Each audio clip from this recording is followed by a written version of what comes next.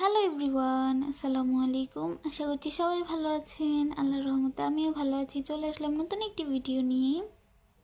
So last ভিডিওতে আমি আপনাদের সাথে চাঁদপুর বড় স্টেশন বাজারে গিয়েছিলাম, ঘাটে। ওখান থেকে কিছু মাছ এনেছি। কি কি মাছ এনেছি তাই আজকে আপনাদের সাথে এই ভিডিওতে শেয়ার করব।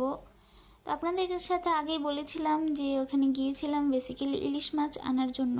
তো ইলিশ মাছের সাথে কিছু পোয়া মাছও এনেছি। আমার আম্মুর পোয়া মাছ খুব পছন্দের।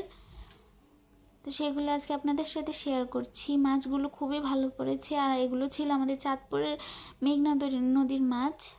ঘাটে অনেক ধরনের মাছ পাওয়া যায়, বরিশালে ইলিশ মাছও পাওয়া যায়, কিন্তু আমরা আলহামদুলিল্লাহ আমার আম্মু চিনতে পেরেছে আমাদের এই নদীর মাছই আনতে পেরেছি। এই নদীর মাছের স্বাদই একটু অন্যরকম।